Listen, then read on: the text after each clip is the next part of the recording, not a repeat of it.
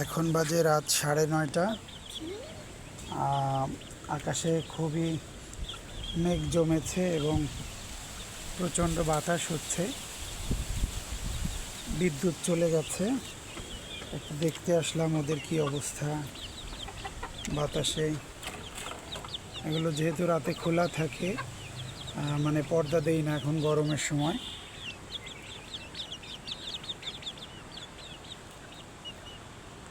এই জন্য একটু খোঁজ নিতে আসলাম যে উপরে কি অবস্থা, যেহেতু ছাদের উপরে প্রচণ্ড বাতাস হয়। আর মুরগিটা অল্প কয়টা খাইছে।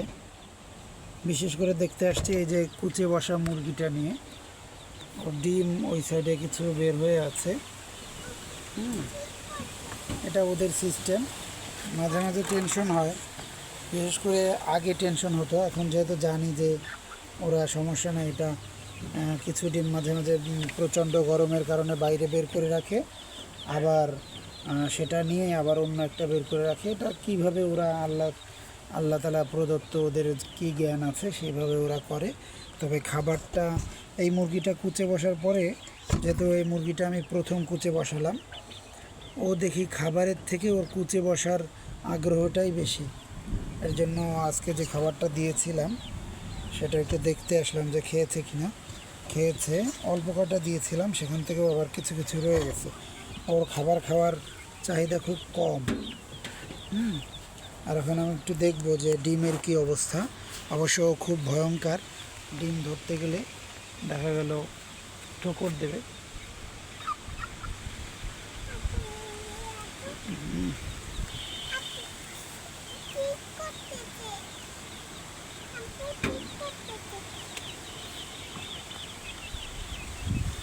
ডিমটা একটু পরীক্ষা করি। আলহামদুলিল্লাহ দেখা যাচ্ছে যে ডিমে রক্ত চলে আসছে। এই সাইড থেকে দেখা যাচ্ছে হ্যাঁ, ডিম ভালো আছে। তবে ডিমটা একটু ঠান্ডা হয়ে গেছে।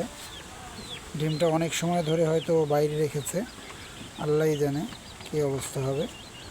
কিন্তু ডিমের মধ্যে রক্ত আছে, যেটা আমি দেখাতে পারছি না এই ক্যামেরা দিয়ে। সেটা দেখানোর মনে হয় পসিবল হচ্ছে না, কিন্তু আমি ক্যামেরার বাইরে যখন ডিমের দিকে তাকাচ্ছি তখন দেখা যাচ্ছে মাকড়সার জালের মতো চিকুন করে রক্ত চলে আসছে। আলহামদুলিল্লাহ ডিম ভালো আছে।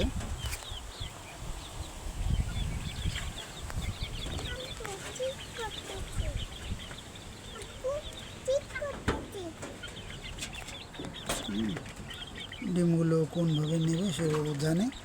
আমি এটার গবেষণা করতে চাচ্ছি না, ওর যা ইচ্ছা দেখা যাক কী হয়। এখন আমি মোটামুটি ওদেরকে একটু দেখতে আসলাম। আমার এখানে যেহেতু 2 বয়সের দেশি মুরগি আছে, এর জন্য 2 শ্রেণী 2 মাথায় থাকে। প্রচণ্ড বাতাস।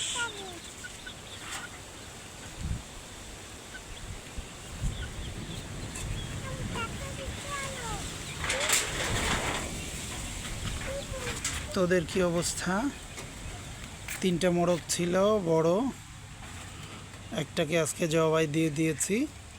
আর এই যে 2টা আছে, 2টা একদম সেম কালার এবং সেম, দুটোই হচ্ছে গলা সোলা।